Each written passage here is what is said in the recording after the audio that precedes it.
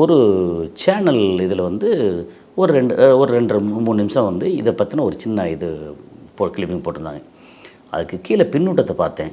அப்போ பார்த்தா எனக்கு தெரிஞ்சது, நீங்கள் வந்து நம்ம மக்கள் இன்னும் கரப்ட் ஆகாமல் நல்ல விதமாக இருக்காங்கிறதுக்கு நெகிழ்ச்சியான ஒரு விஷயங்களை நான் பார்த்தேன். நான் என்னென்னா, அந்த அல்வலீத் வந்து ஸ்லீப்பிங் பிரின்ஸ் அங்கே இருக்காருன்னா, நிறையா பேர் இது எம்பெருமான் முருகன் அருளால் வந்து அவர் கண்ணு முழிக்கட்டும், அவர் இயேசு வந்து அவருக்கு வந்து கண்ணு முழிக்கிறதுக்கு சரியாகிறதுக்கு வந்து நான் பிரார்த்தனை பண்ணுறேன், இயேசு வந்து அவரை வந்து காப்பாற்றுவார்.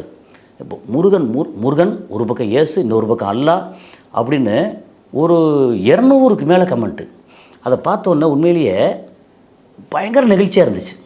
ஸோ நம்ம மக்கள் வந்து இன்னும் கரைபடியாமல், ஓகே, இன்னும் கரப்ட் ஆகாமல் நல்ல மனசோட ஜாதி, மதம், இனம், மொழி எல்லாம் கடந்து நம்ம மக்கள் நல்ல மக்களாக இருக்காங்க. அது வந்து உண்மையிலே அது சொல்லணும்னு தோணுச்சு. ரொம்ப எனக்கு பார்த்தோன்னு ரொம்ப எப்படின்னா, அவர் ஒரு முஸ்லீமாக இருக்கார் இப்படி சொல்கிறார் அப்படிங்களாம் இல்லை. எந்த மனிதனாக இருந்தாலுமே ஒருத்தருக்கு வந்து மதம் கடந்து, இனம் கடந்து, மொழி கடந்து ஒருத்தர் வந்து நான் வந்து என் முருகனை நான் பிரார்த்திக்கிறேன், இயேசு வந்து அவருக்கு இது இப்போ அவருக்கு வந்து கண் முழிக்க வைப்பார், அவருக்கு வந்து அவரை சரியாக்குவார் அப்படின்னு சொல்கிறது இருக்குல்ல, அது மனசார சொல்கிறது.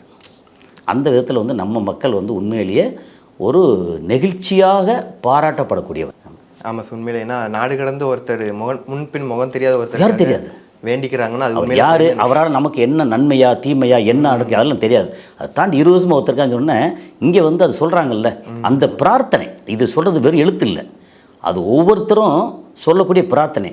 அந்த பிரார்த்தனை ஒரு முருகன், இயேசு, அல்லா எல்லாம் சேர்ந்து அவர் வந்து கண்ணு முழிக்க வச்சார்னா அதுவே வந்து ஒரு என்ன சொல்கிறது, மிகப்பெரிய மகிழ்ச்சியான செய்தியாக இருக்கும் இந்த உலகத்துக்கு.